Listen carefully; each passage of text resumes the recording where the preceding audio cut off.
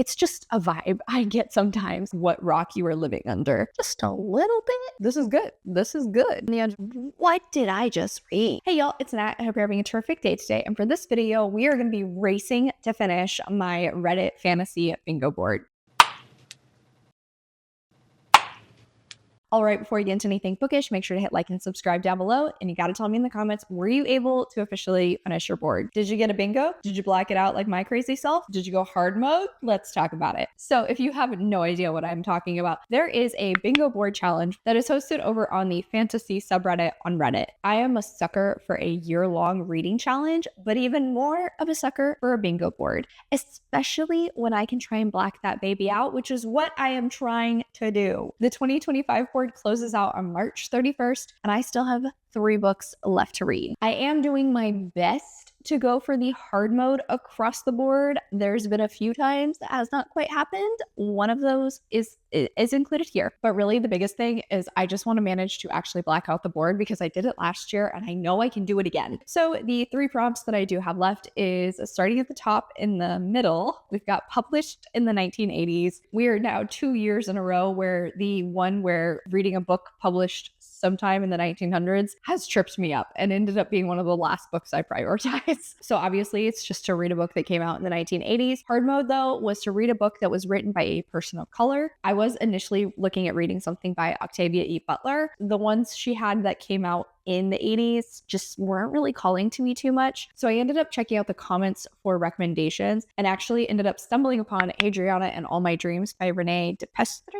But this one is a shorter horror novella actually, and we're following this woman Hadriana who is supposed to be getting married, but she ends up drinking a strange concoction, and unfortunately her wedding ends up becoming her funeral. However, a few days later, turns out she raises from the grave because she has actually turned into a zombie. Yeah, that's all I know about this. I don't really want to know too much else because I'm really intrigued. I've never heard anybody talk about this, but here's hoping I will enjoy it. Ironically, next up is actually the prompt literally right next door, and that's going to be high fashion. So this is to read a book where clothing or fabric or fashion is somehow important to the plot of the story. Hard mode is where the main character actually makes clothes or fabrics in some capacity. I wasn't really sure going into it, but thankfully it seemed like everybody was recommending Heartless Hunter by Kristen, and I already owned that, so worked out perfectly. This one I think is a new adult romantasy in which we are alternating back and forth between Rune, who is actually secretly a witch, but she is working to try and help other witches in their country try to escape because being a witch is actually now illegal after a political upheaval took place. Then on the opposite side, we have Gideon, who is actually a witch hunter, and I think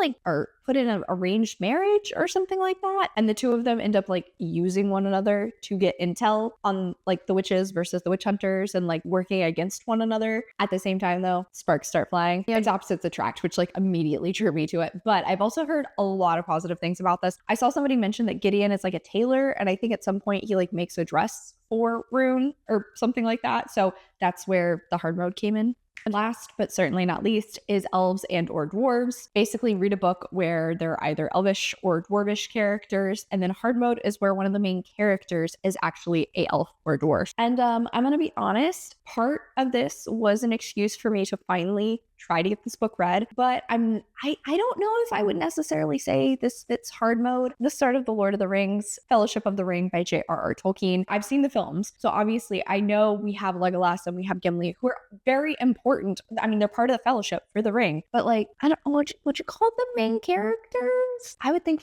Frodo and Sam are the main characters, but maybe they're part of the main cast, possibly. I don't know. I'm still debating on this. I mean, it's The Lord of the Rings. If you've never heard of it, I am impressed, and I must ask what rock you are living under. We start out following Frodo, this hobbit who gifted a magical ring from his older cousin, and unfortunately gets tasked with this journey to try and travel to a volcano. It's not a Mount Doom. close enough, to have the ring destroyed before it can get into the hands of Sauron, this great terrible evil who is trying to come back up into power and take over Middle Earth as they know it. And as I said, I have seen the films, extended edition, my brother made sure. I have a cat named after one of the main characters. I really need to officially read this series, but also I am actually going to be reading it along with my book club over on my Patreon, so that works out perfectly. On that note, I will talk to you all again whenever we start into one of these books, and please tell me in the comments whether or not you think Fellowship counts as hard mode. Hello, my loves. So I've hit the halfway point into Heartless Hunter, and all right, I gotta say, I was a little nervous going into this one because it's a young adult, and unfortunately, I've really been pulling away from young adult more and more. This is actually doing pretty well for me. I do think overall, the writing style does feel a bit young adult. I wish there was a little bit more expansion around the magic system. I wish there was a little bit more expansion around the world building, because I'm not quite sure. Is this supposed to be modern age? Is it Victorian? Like, what is this magical world supposed to be reminiscent of? So I'm not really sure what the world is supposed to look like, but I do really enjoy the magic system that's built out here because it has to do with bloodletting. And so that is a main way of how they're able to identify witches, is because whenever they cut themselves and then utilize the blood from that cut for magic, it'll scar over with a silvery scar. And it's actually mentioned that whenever witches were in power, they would basically utilize these cuts to create images, almost like tattoos. And that is such cool idea. I really, really like that. With Rune, because she is undercover, she can't let anybody know she is a witch. She cannot take a chance of cutting herself. Instead, she actually ends up using her menstrual blood. I've seen bloodletting for magic before, but I have never seen anybody do it in this way. So I really like that. And it doesn't kind of give this inherently female power feel to the story, which I really like.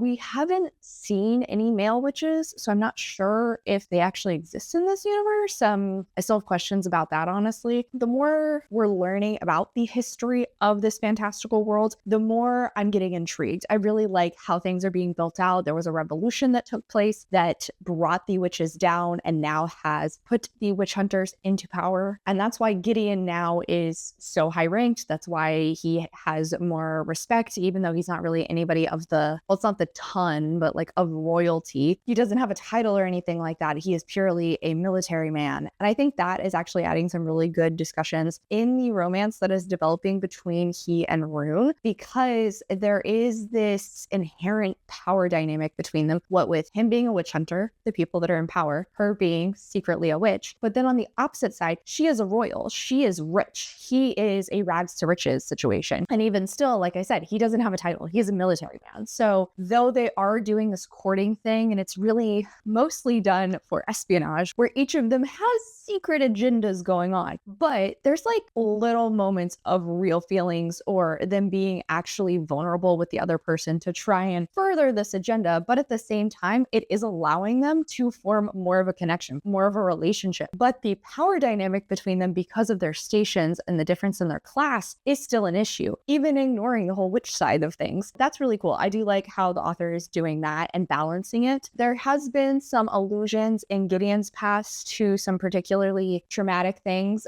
We've gotten a little bit of it actually explained on page, but I do think how that's being utilized to further Gideon's character is actually pretty well done. And then I like how Rune's character is being built out as well, how she still feels so much guilt made it, so she feels so obligated to save these witches and doesn't feel like she really has a life of her own outside of being the Crimson Moth. I gotta say, the character work is going pretty well. The romance is developing at this point. I've just recently hit a big moment where like things have taken a big jump, and I wish it was going a little bit slower. We're seeing more things building out, but at the same time, I guess I can understand upping the timeline, because like I have no clue how things are going to wrap up from here, especially since I know this is going to be a duology. Like there is a whole other second book, so I'm excited for the roller coaster ride I think this is going to turn into. And the writing itself does feel a little YA at times. There's this angle that kind of is a love triangle that I understand how it's being used, but like I don't really think it's necessary, honestly. It just feels like it's adding a little bit more drama, where I'd rather be focusing on espionage and the political games that are going on. Early on, I was nervous that this was going to fall into the trap of just consistently being, oh, I'm a witch, I gotta keep it a secret. He's a witch hunter, but I need to use him. And then on the opposite side, I'm a witch hunter, I think she's a witch, what can I do to figure it out? On the end, sort of is doing that, but at the very least, there is expansion around the world, the magic system, and the characters so that it doesn't feel super repetitive. Very fun. I'm definitely getting invested. I like blasted through the last 30% in a single sitting because I was just like, oh, this is good. This is good. I'm filming this honestly because I'm thinking I'm going to try to just like blast through the rest of this audiobook tonight. Hey y'all, so I officially finished out Heartless Hunter. This is one of those where I read the last 50% in like 2 giant sprints because I couldn't stop reading this whenever I picked it up. I just was so engrossed. I was very invested in the story. I don't think this is necessarily like the most phenomenally created world or magic system or romance even, but it was fun and it kept my attention very well. If anything, this kind of reminds me of my reading experience with Daughter of the Pirate King, where I just started into it. And once I was hooked, I didn't want to stop.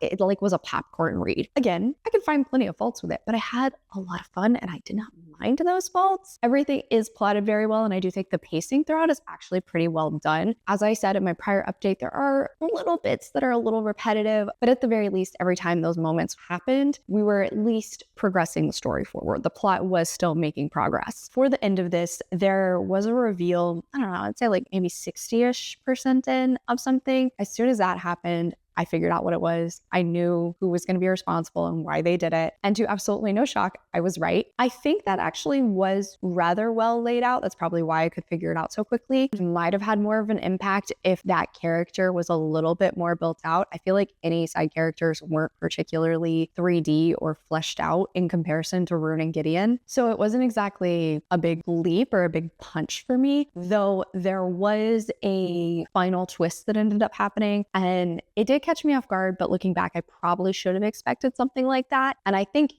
the events from that are going to lead to some really fun, dramatic, angsty moments in the sequel, and I cannot wait for that. As I said, I do like Rune and Gideon's characters. I feel like they were really well created, and the more we learned about them, it like just reinforced the character that Ciccarelli had initially given us. But also, I really liked the development that each of them went through in this, where they're kind of starting to question more and more the stories they've been told and like the view they have of this revolution that took place and the situation that their society is now in. And it's not nearly as black and white as they had once seen. They're starting to view the shades of gray a little bit more. But now with how things ended, like it got all messy again and we're back to extremes. So I'm really, really itching to pick up the second book to see how things are going to continue forward. I already went in to put a hold down on the library book because I finished this and I was just itching for the next one. And that definitely doesn't happen super often to me where I have to read the next book. Obviously going off of Gideon and Rune's characters as well, I do feel like the romance is pretty well done. It's not like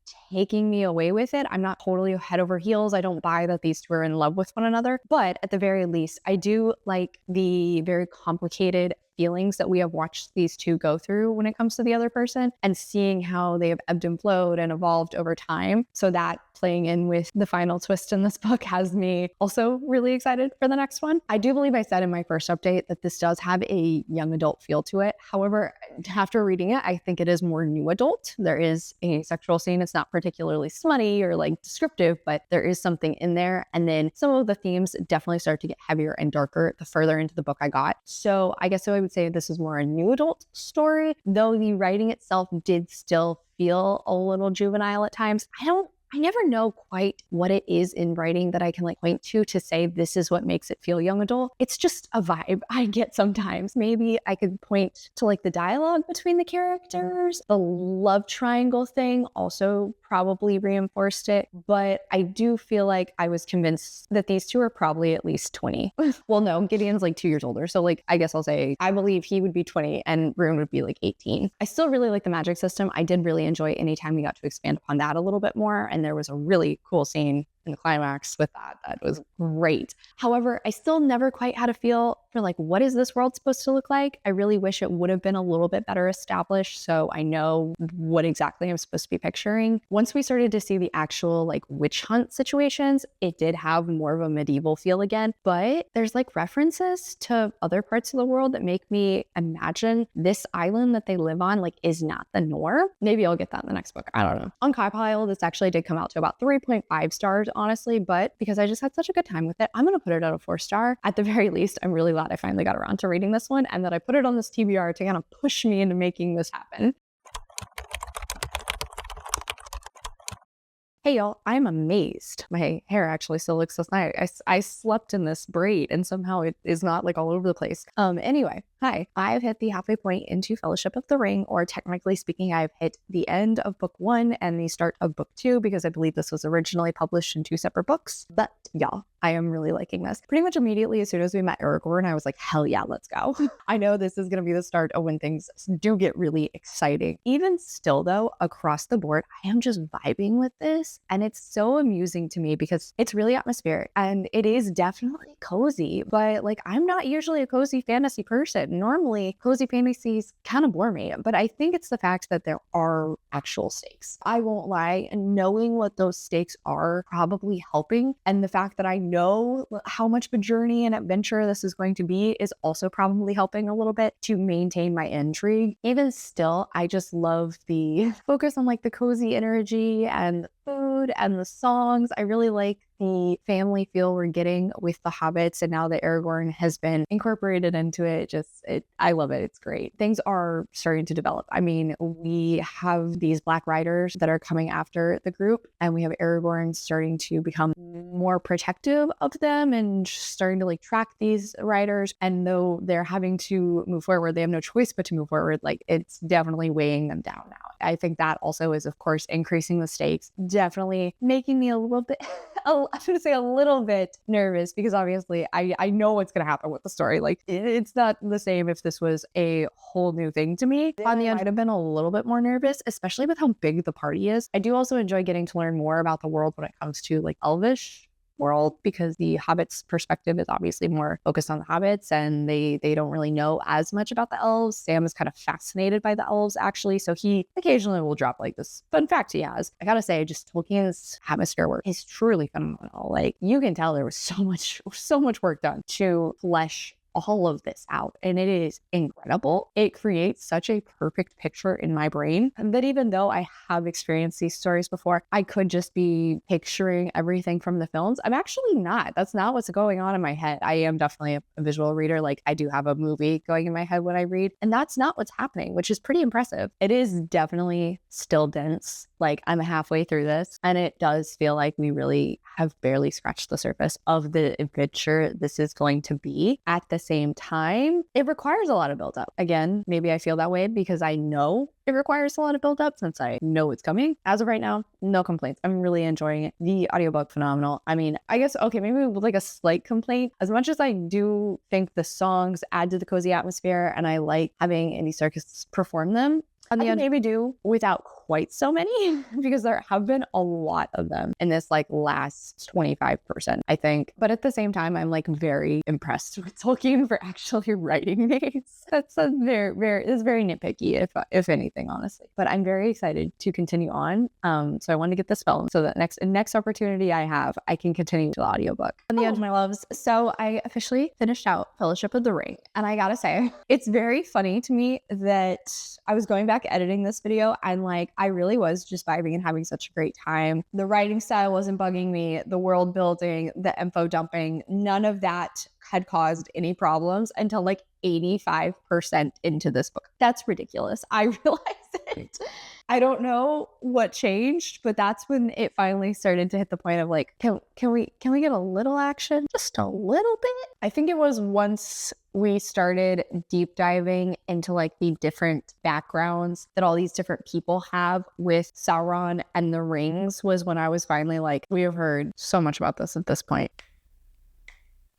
Let's get going. That said, I was invested, I gotta say. I have really liked learning a little bit more about this feud between the elves and the dwarves. I've liked seeing more around the relationships that some of these characters have and understanding some of the like complicated dynamics between them that are obviously impacting the party as they start this quest officially. I will say, whenever we were going against the Balrog and like actually having the action adventure, I was on the edge of my seat, even though I know everything that's happening. I know what's going to happen. I know the outcome of everything. But still, I was like glued in. Impressive, but I also think that showcases Tolkien can do action very well. Meaning I was wanting a little bit more action there at the end. This actually went surprisingly better than I thought it was going to. I'm not gonna lie. I really was thinking these were gonna be like 3 stars for me. I thought it was going to be a situation where it's like, I can appreciate all of the positive things of these books, but like I didn't really enjoy my reading experience necessarily. But no, honestly,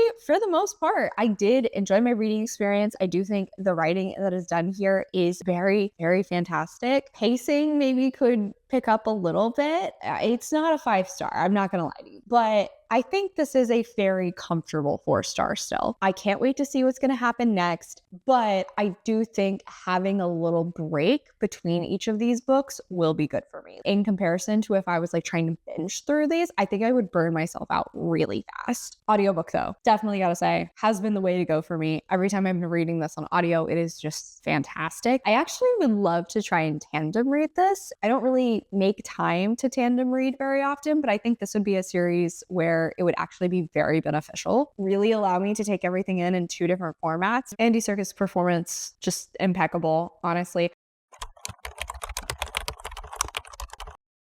Hey y'all, I've officially started into Hadriana and All My Dreams, and I think I've gotten about maybe like 35% in. And I'm gonna tell y'all right now, the start of this is super weird. I went into this expecting to be following Hadriana. Instead, we are seeing through the eyes of this man, Patrick. He's like Hadriana's god brother. Like they both share a godmother, but no actual blood relation between the two of them. It starts out where he's remembering this really wild story about this guy who was insanely over-sexualized and basically slept with anybody he possibly could and ended up actually angering this, like a sorcerer, and the sorcerer, to punish him, turned him into a butterfly, except now like the butterfly continues to go around doing what he does, but usually when women are asleep. Yeah, so got a lot about that little story, which was really, really weird. Then I realized, okay, wait. I'm thinking about this too literally. It's more of a giant metaphor. Once I started viewing this story through that lens, started to make more sense. Hadriana is actually a French woman, and now we are starting to see, like I'm at the point where they are actually doing a carnival for her funeral. It's interesting how even though we have not seen through Hadriana's eyes, she is still a very prevalent character in the story, though right now she is passed away. The people of the area, the family members, Patrick himself, all view Hadriana as like this very ethereal, untouchable, virginal being. And mixed with the colonialism theme, I'm wondering if it's almost supposed to be like this discussion around the perception that was pushed on Haitians when it came to white people. Perhaps looking at how Haitians were taught to view the French, forced to put these people on a pedestal and view them in that way, and maybe like the zombification ruins that image. I'm not 100% sure. This is just me guesstimating. I haven't reached that point yet. But like I said, at the start, I was so weirded out. I was wondering what the heck was I reading? So it's really wonky so far. But I will say, as far as the writing goes, it kind of is over the top sexual and sensual, but like done in a way where it's almost mocking kind of thing. But on the opposite side, I also feel like the writing is really phenomenal when it comes to this visual imagery. Like the author is killing it when creating this atmosphere, the setting of the story. Like he really does paint you a picture with everything, especially once the carnival starts to take place. I mean, everything that's going on there is just ostentatious, over the top, and like all of these descriptions build on one another in a way that really draws you in. So I am really liking that. But yeah, it's not what I went into this anticipating. As of now that I'm starting to get my footing in it a little bit better, I am liking it. It took me a minute to figure out what the heck I was reading and whether or not I liked it. Hey guys, so I've officially finished out the last book for this Reddit fantasy bingo board. I'm so proud of myself. I don't know if I would necessarily say this is the best book to close this vlog out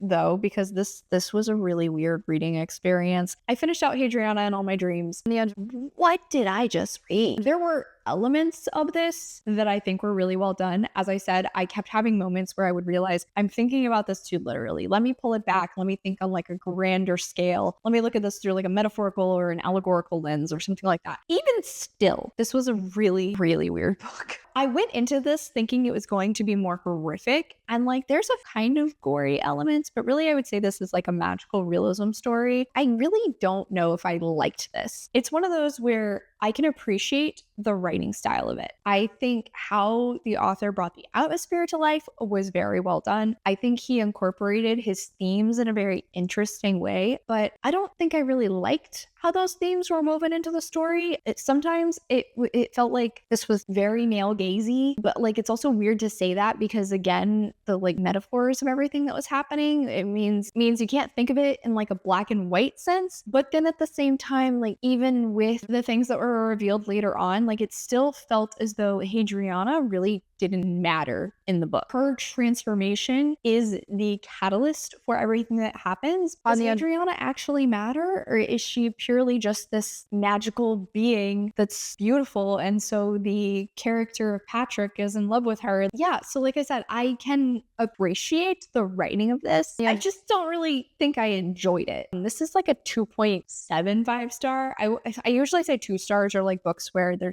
really not for me. But again, I can appreciate elements of it. But that being said, officially closed out my Reddit fantasy bingo board for 2025. And I was not down to the wire like I was last year. So I'm proud of myself. I will officially have a wrap up going over the entire board with little reviews, and I cannot wait to see what the 26th board has in store. So keep your eyes peeled for my wrap up and my TBR coming out here in the future. But on that note, that is officially it for today, y'all. Thank you so much for coming to my channel. I really appreciate it. Make sure to hit like and subscribe down below. If you made it all the way to the end of this video, I guess let's leave a zombie emoji in the comments for Hadriana. I have links to all of my socials as well as a few ways you can support me down in the description. I come out with videos on Monday and Friday, but until then, I hope you continue to have a terrific day. Love you, bye!